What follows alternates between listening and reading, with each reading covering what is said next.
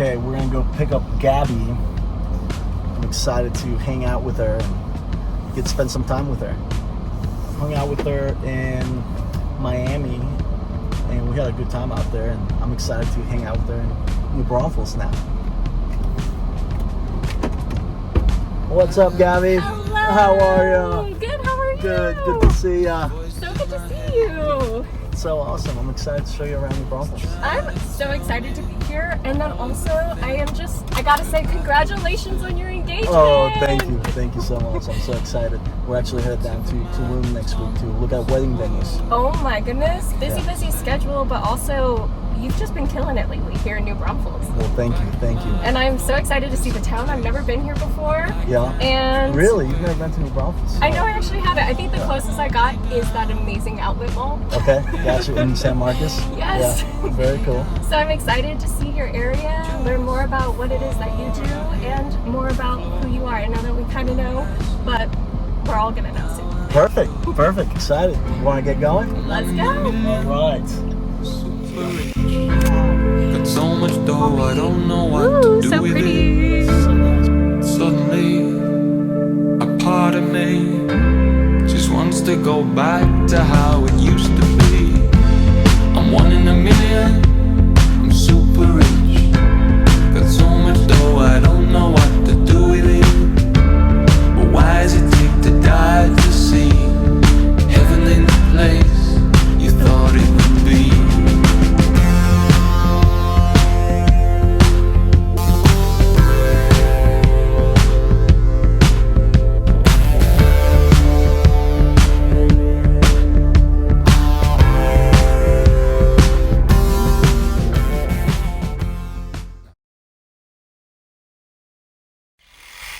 Say this on camera because I in my head know how to say your name, but I'm sure that there's people reading the title of this YouTube video being like, Iñaky? Yeah, you know, I get that all the time. People don't know how to say my name, which has actually turned into a very positive thing for my career because people want to know how to say it. So they ask multiple times and I have to correct them, and I say Iñaky, it's Iñaky, and they say it a few times, and once they've said it a few times, they never forget it. So yeah, you get to like really make that harder memorization. Exactly. So it's Iñaky. The N has a tilde over it, so it's an Enye, so it's Iñaky. Iñaky. Yeah, you got it. Nice. Okay, well, now we all know better. That's good. That's right. What is the moment that made you realize that real estate wasn't just a job, it was your lane? That's a great question, and you know, I never really wanted to be a real estate agent per se. I just wanted to be successful, and I still didn't know what I wanted to do. But I took a real estate finance course, and it was the only class that was available to where I didn't have to have Friday classes, so I could only go to college Monday through Thursday, and that's why I picked it. Well, it turns out that was the class that I enjoyed the most, and I started learning more about real estate outside of the class, and I started reading books. I read Rich Dad Poor Dad by Robert Kiyosaki, and learned that being a real estate investor is where most of successful people end up at. And so at that time, I didn't have any money and I didn't have any experience. I had just graduated from college. So I said, how can I get both? And that's when I decided to become a real estate agent. That way I could start selling real estate and generating an income while at the same time learning about property and investing in property. So the entire time, my goal was to be a real estate investor and to build a business. So I was never really in it to just be a realtor and sell homes. It's always been about building something bigger. And that's why I have a team now. And I look at it as a business, not as a job. Right. Well, that's also really interesting how life can be like that, where you're in a class and you're like, I guess I'll just take it as a filler, and then it like kind of takes your heart. Yeah. One of my mentors said, you can only connect the dots when you look backwards. So, meaning there's things that happen in your life, sometimes positive, sometimes negative, but in that moment, you don't really know where it's going to lead. But whenever you look backwards, you say, oh, if that hadn't happened to me, I wouldn't be where I am today. There's many things in my life that have been, like I said, positive and some negative ones, but had those big moments not happened, I wouldn't be where I'm at today. So I have no regrets. I'm grateful for the journey, and I know that there will be more challenges ahead, but I know that in overcoming those challenges is where the opportunity is on the other side of those challenges. Yeah. It's a good mindset to have too. For sure. I'm very grateful for my mother. She always instilled in us having a positive mental attitude, and she always told us that whatever we want to do in life, we can get it if we focus and really work hard at it. So it's been great to have this mindset from a young kid, because that's something that you can't really teach people nowadays. You know, it's like you either have a growth mindset or you don't. And if you don't, it's harder to go through life. Yeah. And you do have your mom written like in your bio. Yes. And so your mom sounds like a powerhouse. Oh, she's a super powerhouse. What's one piece of advice that you still use in your business today? You know, she has taught me to love people and use money rather than loving money and using people. To love people and use money rather than loving money and using people. So I think that's Yes, I like that one. Yeah, that's good. So I'm always people first. I care more about the relationship than the transaction. I'll do many things to save our relationship over the transaction. And so I think that has helped me in my business, right? Because they call it enlightened self-interest, because you're doing good for other people. In return, karma, whatever you want to call it, will come back to you of good things. But I'm not keeping score, right? Like, I'm not saying like, oh, I did something for you, so now I expect something back. Not at all. I'm just a giver. I just try to do the best that I can, and in return, the world, the universe keeps sending me back good things, good vibes. Getting back that good karma. Yeah, exactly. Well, you've negotiated in the Caribbean. Yeah. Which also, how was like time in the Caribbean for you? Oh, the Caribbean was so cool, and it was such an unexpected opportunity. As I told you, my goal was to be a real estate investor, which I'm happy to say that I am now. But at that time, I was still very young, and I was continuing to go to conferences, continuing to learn, looking for mentors in the real estate investing space. And I learned about this thing called the Investor Summit at Sea, where we went on a cruise ship for 12 days, and the entire time we're on the cruise ship, we're basically in the theater in class, learning from Robert Kiyosaki, learning from Robert Helms, from many huge people in the real estate investment space. And so it was so good to rub shoulders with them for 12 straight days. You get to build these relationships. And at the time, I had just started my career as a realtor, and I was in the Woodlands, Texas, north of Houston. And I had been about a year in the business, so I was starting to get some traction. The first year is always the hardest. Yeah. And at that time, the cruise ship stopped in Belize, and there was a huge development, $250 million development, and you could buy vacation homes that would pay for themselves by being rented out. And I said, oh, this is where I can connect my clients who have a lot of equity in the Woodlands to not only just sell their house and buy another, but take some of that equity and invest in some property that can generate them cash flow. I also wanted to help other people invest in real estate. So I had that conversation with the developers there, and after a few conversations, they said, you know, rather than you bringing us clients, why don't you just work directly for us and move down here and live in Belize, live on this island of San Pedro and Ambergris Key. And within, I said, I gotta call you back. You know, like, I gotta think. I called him back within 45 minutes. I said yes, and the next week I had moved to Belize. Wow, that's a quick turnaround, but you saw the opportunity. You were ready for it? Yeah, I make decisions pretty quickly, you know, whether it comes from just ordering food at the dinner table or moving to a different country. Being able to make a quick decision, I think, has helped me a lot in life, because if you overthink something, you're gonna talk yourself out of many opportunities. Yeah. I mean, I can actually do that. I thought the food thing was funny, because I can be in my head and be like, all right, where do I want to eat? And then I'll be like, oh, maybe that place. And then I'm like, oh, what about that? Yeah, you can overthink it. A lot of times I just tell the server, bring me your favorite thing, and I don't even look at the menu. It always turns out great. Nice. That's good. But, okay, so you were in the Caribbean, got this great opportunity to help them get return on their own investments.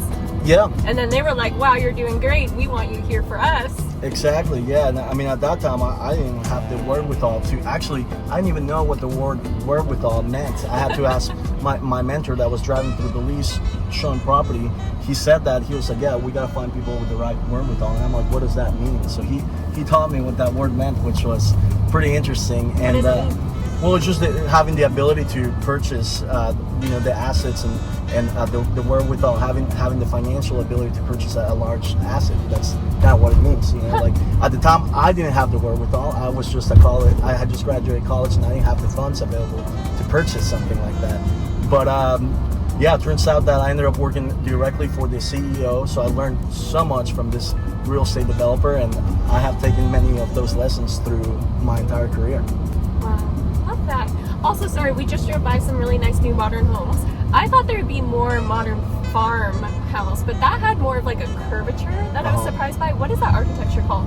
Yeah, so here in New Braunfels, you know, it's an old German town, so you're gonna get a lot of that German influence. Like, you'll see it right here, and then you also have a lot of Texas Hill Country Modern is what we call I'm it. kind of liking this fusion though. Like I like them together. Yeah. No, we have a pretty unique style here in New Braunfels, and we're going. Also gonna grab this. Yeah, this is the Landa Golf Course, and this is Landa Park, one of the best parks here in New Braunfels. And there's many homes here along the golf course, and then the river runs right through it as well. So I'm gonna drive you through the park, that way you can get a good view of it. And then we'll go to one of my listings that just went under contract. So I gotta place this sign on it. It says under contract. Congrats, by the way. Oh, thank you. Te vi tirar más fotos de cuando te tuve. Debí darte más besos y abrazos, las veces que pude. Ey, ojalá que los míos nunca se muren. Y si hoy me emborracho, pues que me ayuden.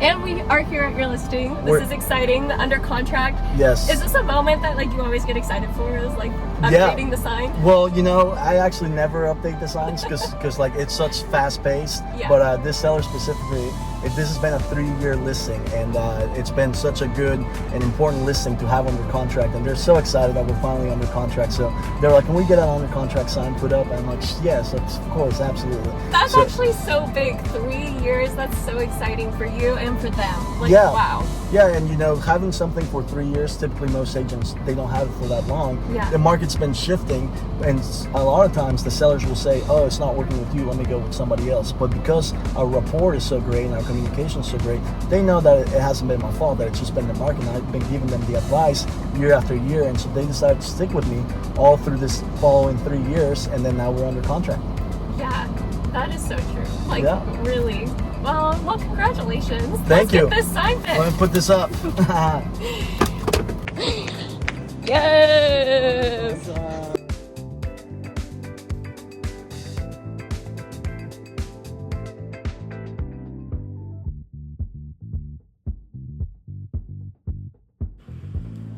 Yeah, so Annie has an uncle who plays live music, and he often plays here. And whenever Annie was very young, she came over here and they put her up on stage, and she sang a song in front of people, so she definitely doesn't have stage fright. Have tables in the water sometimes, and it's just a low part of the river, so it's a good place to just hang out and have a good time.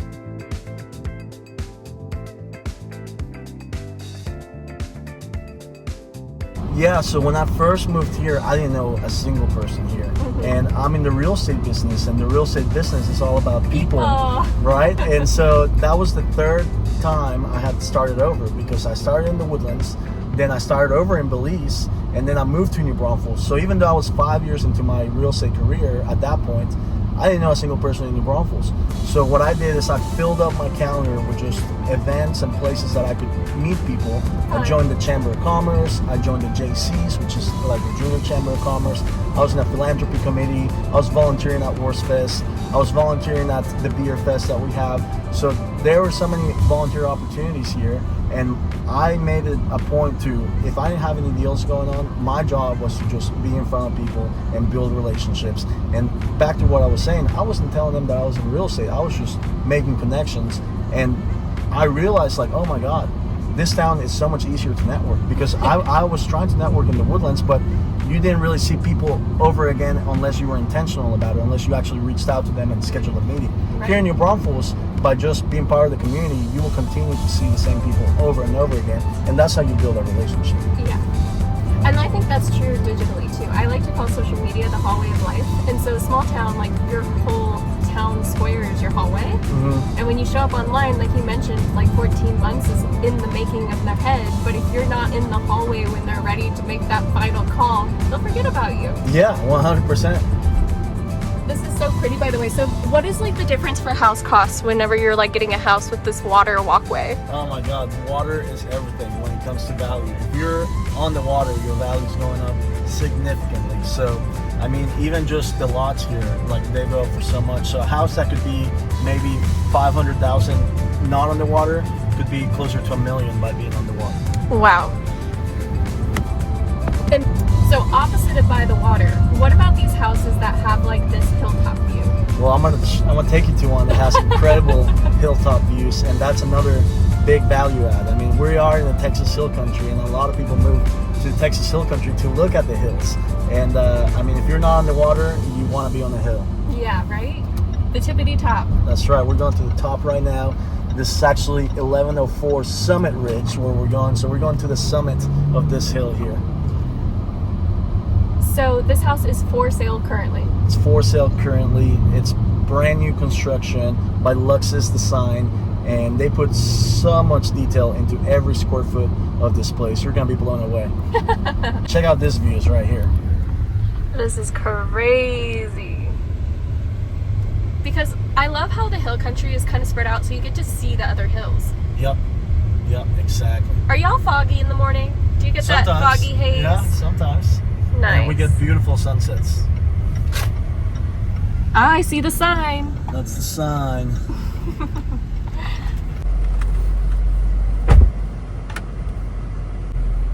What a pretty drive up. I love when the developers think about like you want it to be pretty when you drive in. That's right. I mean, it's the first thing you see, right? It's the curve appeal, as we like to say. Mm-hmm. So yeah, this house is just absolutely beautiful. I see turf grass. Yeah, that's been in a lot lately. We've been seeing more and more turf grass. I've been seeing more pickleball courts. Hey. Yeah, it's all about the amenities nowadays. You know, people don't just want a house; they want to be able to live in a resort at their own home. Yeah. Well, I'm excited to check this one out. Yeah, let's go check it out. All right.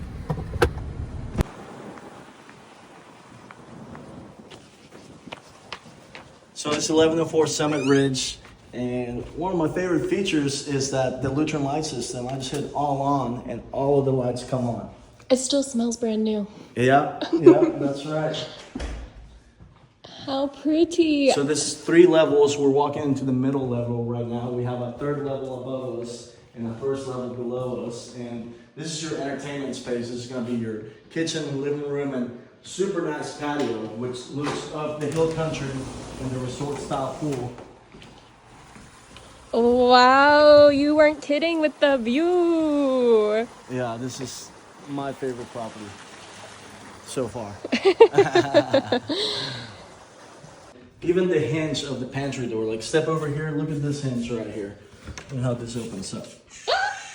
Oh, wait. Oh my gosh, wait. Do that again. I was in 1. I need to be in 0.5. Okay, Ready? yes. Yeah, check out this pantry door. Look at that hinge. There's so many details throughout this property. Stop. And That's even the cool. pantry is fully, decorated with its cabinets and Oh, yes. yeah. these are OCD candy dream. So there's a hidden bathroom here. I actually did not notice. Yeah. You walk in and then check this out. You just go. What? Oh, and a bidet. Yes. So you have a remote here, and there's all these different features. Take care of the front, the rear, the massage. Does it have games on it? Like, it's I don't know if this has it's your- games or not. So this is the master. This is the master. Also, are they getting sunset with their amazing view, or is it yes. sunrise? Yes, sunset views here. Wow. Oh, it's on the mirror. See, that's what you need. Yeah. And they have a heater on them so that they don't fog with all the steam. Yeah. It's luxury. So you can get your hot shower, put on your makeup right after. That's right. Yes. Ladies. I'll take you downstairs to show you what I call the party room. Party. So Ooh. if I live here, this will be my party room. Yeah. This is a great. The garage is right above us. Okay. A wet bar and TV and surround sound. It has a setup to be like really masculine, but you can also make it like feminine too. Yeah. At the top. I love. Exactly. Nice. And let me take you to the outside. Check out the pool from the ground level. Again, you have the turf, which is my preference and a lot of people's preferences now because it stays green year round. Mm-hmm. Huge 25-person hot tub. This is huge. Crazy. Yeah. Outdoor kitchen. There's a half bath back there, and like I said, this is just my absolute favorite listing right now. And there's already really fairly tall plants that you just planted in too. Yeah.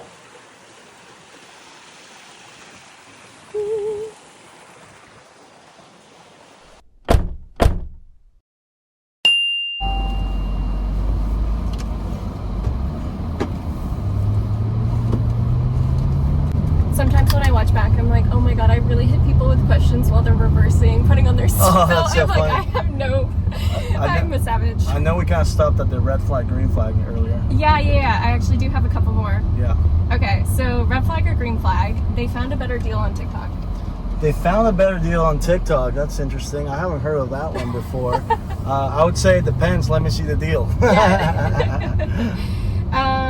Red flag or green flag, client asks, can we lowball, like really lowball? Red flag. I mean, if you really actually want the property, make the offer that you think you actually want to, go after. Because if you lowball, that you're only gonna piss off the seller on the other side. And I've seen it more times than not. Even if you come with your real offer afterwards, they don't want to do business with you anymore. So if you want the property, don't lowball. Yeah. Red flag, green flag. The seller offers mimosas at an open house.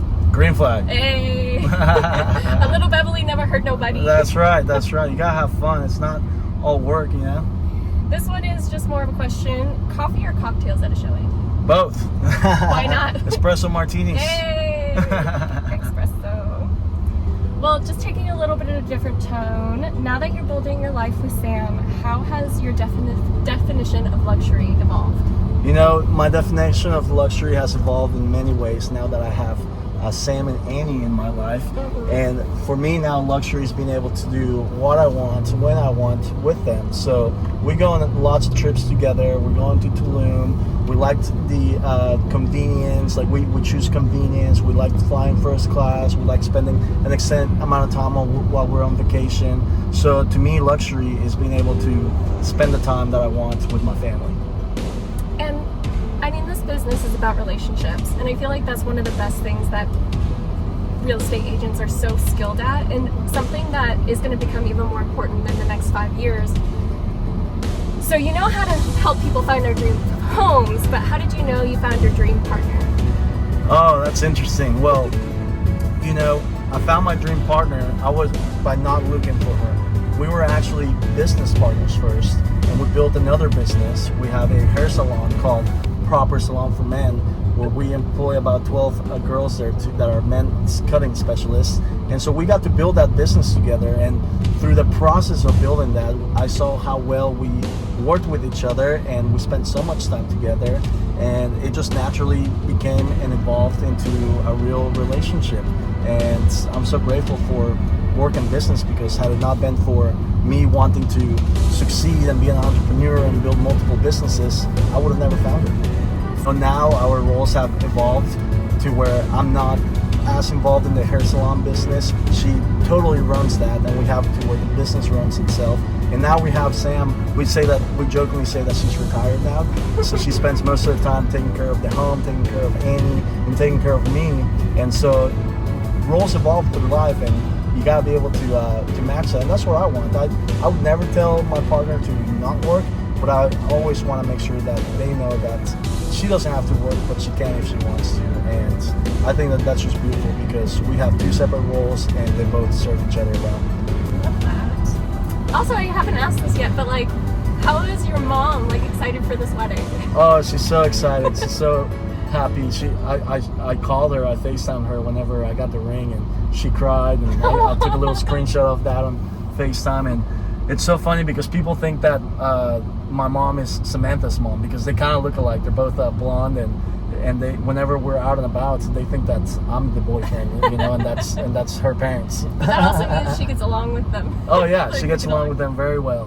They love each other. Aw, that's so great. Business. Yes, and it is so hard for real estate agents in particular, because you're helping people, and it's kind of like a lifetime, so you're helping people change their life essentially because they're moving. Yep. But they need to be spending even more time focused on work when they're thinking about shifting shifting locations because they need the money to move. Yeah. So then you end up having to help them in their off-hour time. So that kind of leaves you in an off and on-hour process. Exactly. Way past the 9 to 5.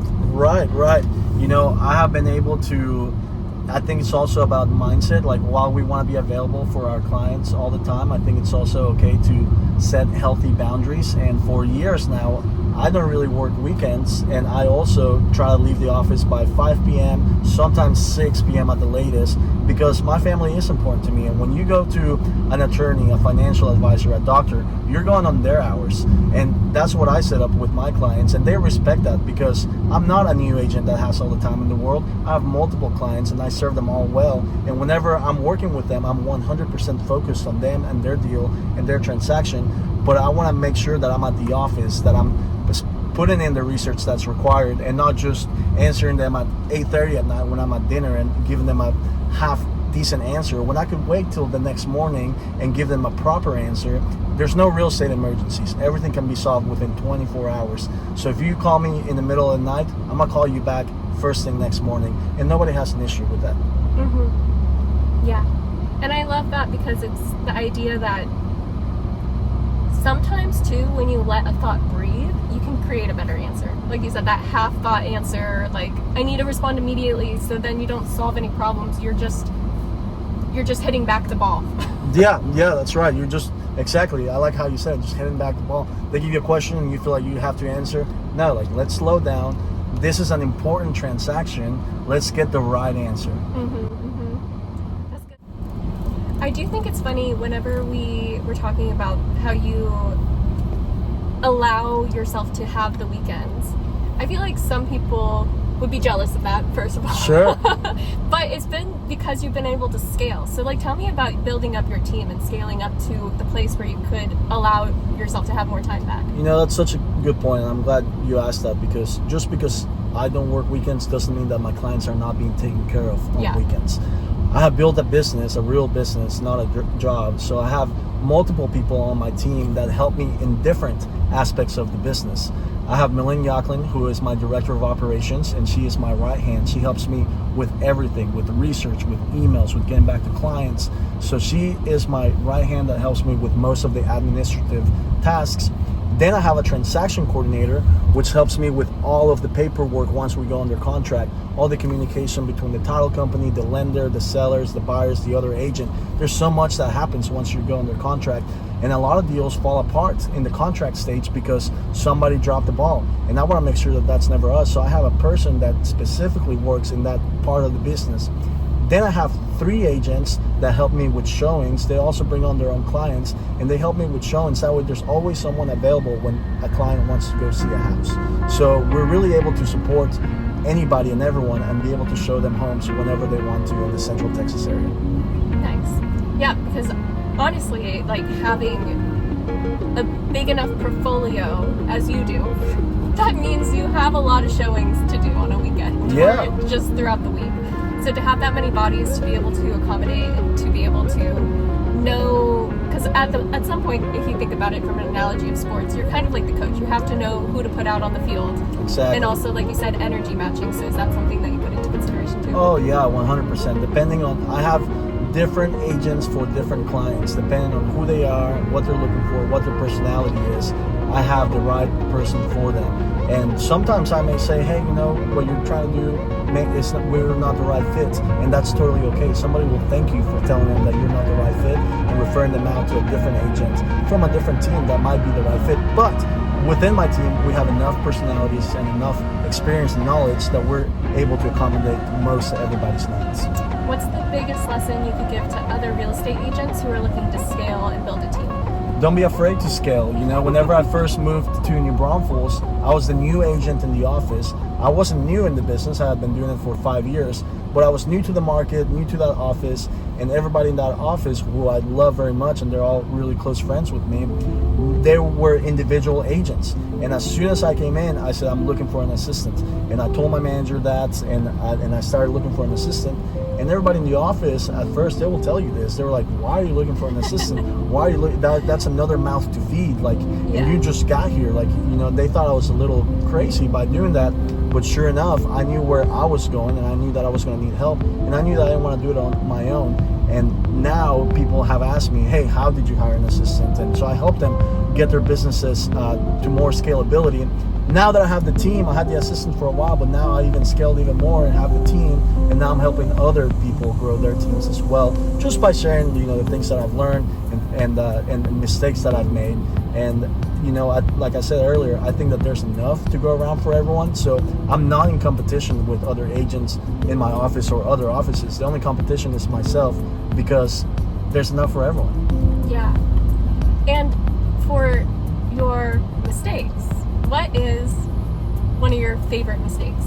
One of my favorite mistakes was one time I took something that a client said to me personally, and I had some personal things going on in my life at that time, and so I wasn't in a really good headspace. And so rather than calming down and waiting for me to cool down and responding in a professional manner, I kind of took it as an attack, and I responded unprofessionally, to be quite honest with you. Well, I ended up losing that $2 million listing, which is totally understandable. And that's a big lesson that I learned. That was a few years ago now. And the important thing is to, whenever you make a mistake, you learn from it and don't make that mistake again. Yeah. And also I think face it. Like, I think it's way easier sometimes to like hide. Sure. Like, you can learn from it, but like I also think like you sharing that and Yeah. you answering in that way, like some people might hide that away, tuck it aside, don't bring it up ever again. But No. like to be able to state it, face it, learn. I agree. I get interviewed all the time, and I was on a top agent panel once, and you know, I shared that story, and it was a panel that lasted a whole hour. But afterwards, people kept coming up to me, and the thing that resonated with them was that I was vulnerable and I shared the mistake that I made.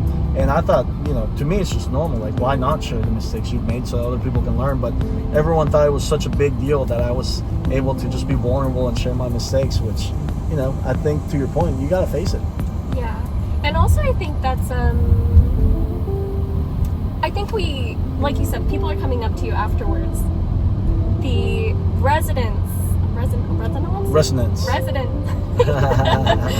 I mess up my words sometimes, but just the idea that that's what touched people the most. Online, that's true too. So I always feel like when we go back to the polished versus handcrafted, I think sometimes people are too unwilling to show mistakes, even though that is probably the content that would get them viral. Sure. Well, I am never trying to go viral. Like, some of my videos have gotten, you know, tens of thousands of views, but that's not my goal, because I'm not trying to go viral. I'm trying to connect. I'm trying to get people that already know, like, and trust me to be able to want to have that conversation with me. I don't want to have a million people follow me that don't actually know me personally. I want to stay top of mind to those in my network that do like me, do know me, and do trust me. Yeah. You don't need 1 million followers, you need the town. That's right. Yeah, this town's only 127,000 in population, so, you know. You're going to close your doors when you hit 127,000 we're followers done. and be like, no more following, please. Exactly. I like your marketing because it kind of reminds me of somebody running for class president.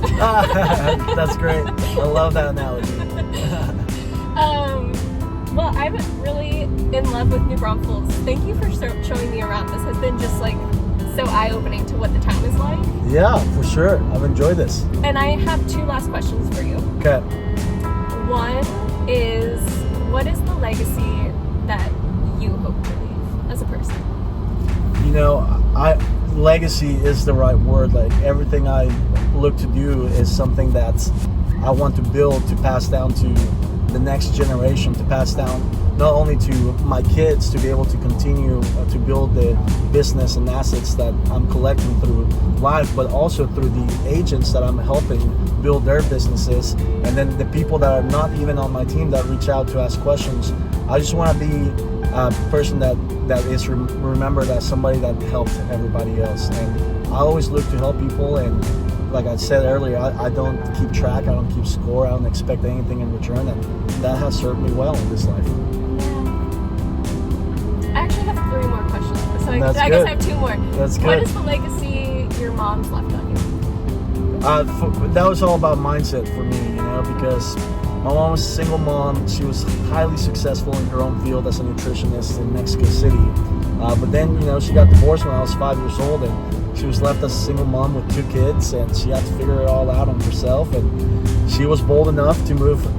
She met a guy from Michigan, and they got married, and she was bold enough to move to America. And at the time, we didn't speak English, and so it was a bold move, but she always had the mindset of anything can be figured out.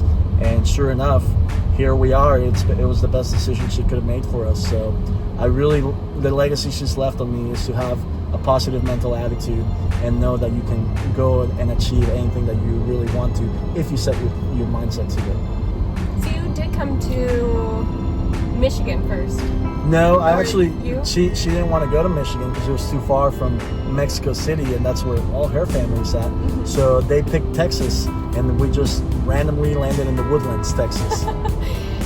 How was that transition for you as, now that you're a realtor, does that kind of speak to your helping people maybe who are also moving from Mexico or moving from out of country? Yeah, it's everybody has a different mindset, and it's being able to meet them where they're at. But like I mentioned, I didn't speak English, so I had some adversity at first, right? For the first 3 or 4 years, I didn't know what was going on. I didn't know how to ask to go to the bathroom. I didn't know how to speak those words, just as simple as that. So I had to overcome all of that, and so that's translated into now my career. That I don't see there's problems everywhere, there's challenges, but I see them as just hurdles that need to be overcome. So I'm able to remain pretty calm in tough situations, especially in high stakes negotiations, because of the life that I've gone through, I think. When you're guiding people down the path, do you have a mindset for being that navigator for others? Yeah, so my mindset is never be attached to the outcome. And what I mean by that is, even if something's under contract, such as a property that we just put a sign on, the outcome is going to be the closing, right? But that's not going to happen for another 30 days. And there's so many things that will happen in between, such as inspections that just happen, then negotiating for repairs, which sometimes sellers don't want to negotiate. Mm-hmm. And then there's going to be the appraisal. So there's many hurdles to overcome, but I'm never attached to the outcome. I'm always focused on the person, the relationship, and what they need, and the advice that they need for them to make the right decision. And sometimes that decision will be contrary to what I would like, which would be a closing, but it's all about them and their life situation, because I'm not looking to sell one house. I'm looking to build a career, and it's all about the relationships. And by helping them make the right decisions, they will continue to have trust in me and continue to send me their friends, family, and people that they know, like, and trust. And that continues to happen. Everything is relationship based in my business. Right. Knowing that whenever people are just viewing something for the first time or having a first experience, this is just me talking, but I think I've noticed it because I'm helping people navigate the digital world. Yep. And I can see how it can relate when you move into a new town, because I've also done that a lot. Sure. But I think sometimes it's like going on the trail for the first time. Okay. You just go straight. There's side trails everywhere, but you won't know how to get back. You don't know how to get home if you just keep taking all these random turns. So sometimes you have to go down the path straight, and like you said, just not be attached to any particular outcome or any particular direction, because you're just learning. You're navigating this new terrain. Yeah. I think on our side, right, you gotta be a good consultant. That's why I call it a consultation. Mm-hmm. It's you have to guide them through the process, and I have so many questions that I ask them before we even get started, because that helps me understand where they're at, because not every house and not every area is right for everyone. So I really need to understand where they're coming from, what they like, because everybody's different. So it's really about getting to know what their needs are before giving them a solution. Like whenever you go to the doctor, they don't just tell you, you're coming in, here's the medicine. No, they analyze you, they do blood work, they figure out what the problem is before they can prescribe a solution. My favorite thing about German is the points. Yeah. German architecture has points. Oh yeah, that's Schlitterbahn, the largest water park in America, I believe. Oh, Schlitterbahn. You get better view right here. They filmed Spy Kids here. Wait, they did? Yeah, I think it's the second one. How cool! That's cool. Well, my actual last question for you is, what is the legacy that New Braunfels is going to leave on you? Oh, that's a good question. You know, I am a go type of person, and I always thought I would live in a fast-paced environment like Miami or like New York City. I come from Mexico City, one of the largest cities in the world, and New Braunfels has taught me how to lay back, relax, and take things a little bit easier. Now, don't get me wrong, when I'm at the office, I'm super intense and I'm go. But once I'm out of the office, I'm able to take a step back and relax. And it's almost a meditative space that I can find here because there's so much nature, there's so many relaxing things to do, so many family-oriented things to do. And so New Braunfels has helped me calm down a bit. Like your job gives you the sprint, but then you get that reset, recharge on the personal side. Exactly. How great. You get to mix, you get to match. That's right. Well, this has been an amazing time, an amazing dialogue. And if you're looking for a home in New Braunfels and want somebody who's ready to hit the ground running for you, talk to you how you need to be talked to, and got your back, this is a dream. Oh, thank you so much. I'll be happy to help anybody that comes from you. Any last words for the viewers? Maybe can they find you? You know, I'm on Instagram, Iñaky_Strick. I'm also on Facebook. And, you know, if you really want to connect, go to strickrealestate.com and check me out there and fill out one of those forms that I have somewhere in there. And we'll be happy to set up a meeting. What's your favorite cold outreach? Like somebody reached out to you randomly, like you didn't know them before. What's your favorite one that you've ever received? I got one today. Hey, I need to sell my $2.5 million house. Can we You're meet? like, that's a favorite. Yes. We're always growing. Well, you can grow your real estate portfolio too. Thanks again, Gabby.